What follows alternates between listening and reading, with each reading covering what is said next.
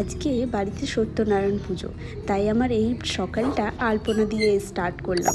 আলপনা দিতে কিন্তু আমার বেশ দারুণ লাগে। তারপরে তো এই রুমটাতে আমার বিশেষ করে ভালো লাগে, তার কারণ হচ্ছে এই রুমটাতে আলপনাটা বেশ ভালো ফুটে ওঠে। তো চলো, ঠাকুরঘরও কিন্তু সব কিছু মা পুরো জোগাড় যন্ত্র করে নিয়েছে।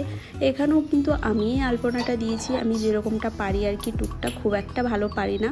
তো আলপনা টালপনা দিয়ে তারপরে চলে এসেছি রেডি হওয়ার জন্য। একটা শাড়ি পরেছি, কারণ বাড়ির পুজোর দিনে শাড়ি না পরলে না কীরকম একটা লাগে। আর শাড়ি পরা তো একটা বাহানা, কারণ শাড়ি পরতে তো আমার খুবই ভালো লাগে। তো চলো নিচে যাওয়া যাক।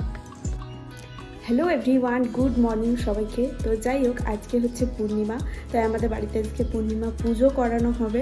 আর এমনি তো বৈশাখ মাসে তো একটা পূর্ণিমা পুজো করানো মানে উচিত আর কি, হয় সবারই বাড়িতেই হয়। যেমন আমার বাবার বাড়িতে আর কি, আমাদের দোকান আছে, ওই জন্য দোকান পুজো হয় পয়লা বৈশাখের দিনে।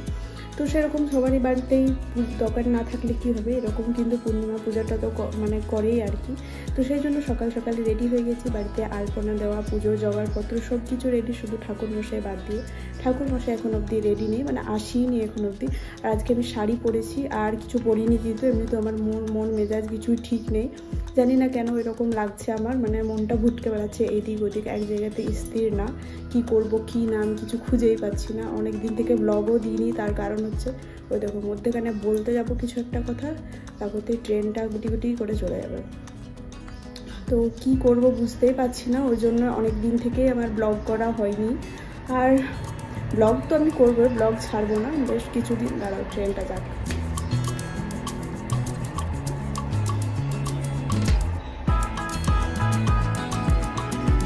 মানে ব্লগ করা আমি ছাড়বো না, এখন রেগুলার হচ্ছে না, কিছুদিন গ্যাপ হয়ে যাচ্ছে, কারণ শরীরটাও ভালো নেই। আবার আমি মানে কি বলবো, রিস্টার্ট করবো লাইফে, ব্লগের রিস্টার্ট। তো দেখতে থাকো, আরও অনেক অনেক কন্টেন্ট তোমরা দেখতে পাবে। আমি একটা কন্টেন্ট ভাবছি, যেটা আমি টুকটাক করেছি, তোমরা দেখেছো। তো সেটাকে নিয়েই আমি আর কি ইনস্টাগ্রামে এগোতে চাই। তার জন্য আমার অনেক শাড়ি জামা কাপড়ের দরকার। এত আমি কোথা থেকে পাবো?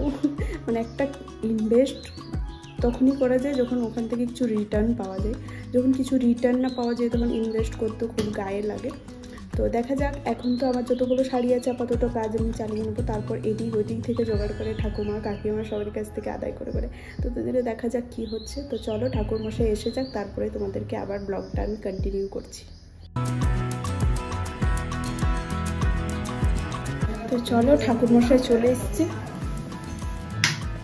এবার আমি ফল ডলগুলো কেটে নিই। ওম তদো বিষ্ণু পরমং পদং সদা পৃষ্যন্তি সূরয়ঃ।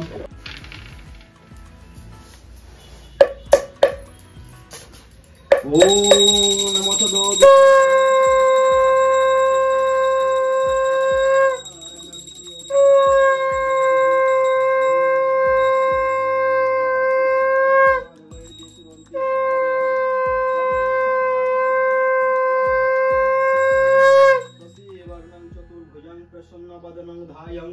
सर्वविघ्नं घनं देहि पाहि नित्यं नमस्तुते।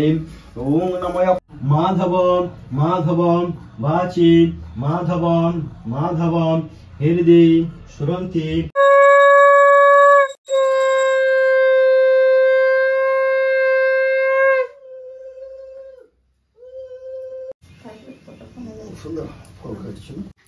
পুজো কমপ্লিট। এবারে আমি এখানে সিন্নিটা মাখিয়ে নিচ্ছি।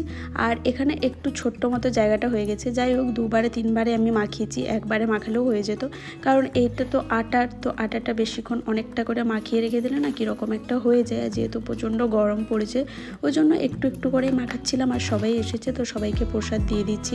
আর এই বৈশাখ মাসে সবারই বাড়িতে দেখবে রাত্রেবেলাতে একটা কীর্তন হয়, মানে ওই আর কি, সবাই মিলে একটু গান বাজনা করে, তারপরে এই প্রসাদ দেওয়া হয় সবাইকে, ছোলা, তারপরে শসা, এইসব কিছু।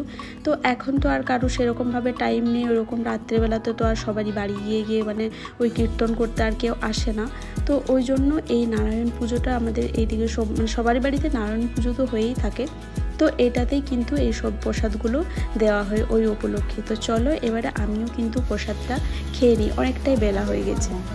তো যাই হোক, আমাদের পুজো কমপ্লিট হয়ে গেছে, আর এখন আমি রান্না করবো। তো প্রচণ্ড গরম লাগছে, শাড়িটা চেঞ্জ করিনি। আজকে হবে বাসন্তী পোলাও, লুচি আর সাথে আলুর দম। তো চলো ফটাফট করে বানিয়ে নিই। আর সবাইকে প্রসাদ দেওয়াও হয়ে গেছে, আর আমারও খাওয়া হয়ে গেছে। তো চলো চলে এসেছি দুপুরের খাবার বানানোর জন্য। আজকে হবে গরম গরম ফুলকো ফুলকো লুচি। আচ্ছা, তোমাদেরকে জিজ্ঞেস করতেই ভুলে গেছি, তোমাদের সিন্নি কার কার ভালো লাগে গো? আমার কিন্তু জানি না কেন ভালো লাগে না। আমি একটু মতো নিই, কারণ প্রসাদ তো খেতেই হবে একটু মতো, সেজন্য মানে আমার মনে হয় আটাটাকে আমাকে কাঁচা আটাটা গুলে পরে কেন দিয়ে দিচ্ছে।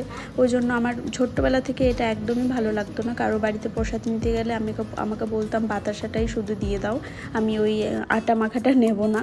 তো চলো, এখানে হয়ে গেছে আলুর দম, আর সাথে করেছি আজকে বাসন্তী পোলাও, কাজু কিশমিশ ছাড়াও, কারণ কাজু কিশমিশটা খেতেই চাই না। যাই হোক, আমার সব কিছু রান্নাবান্না কমপ্লিট।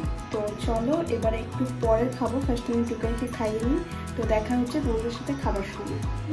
এবারে হচ্ছে পরিবেশনের পালা।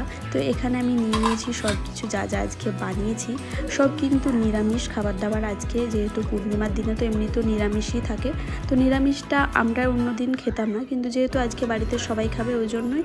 তো দারুণ টেস্টি হয়েছিল। কিন্তু দেখা হচ্ছে পরের ভিডিওতে। টাটা।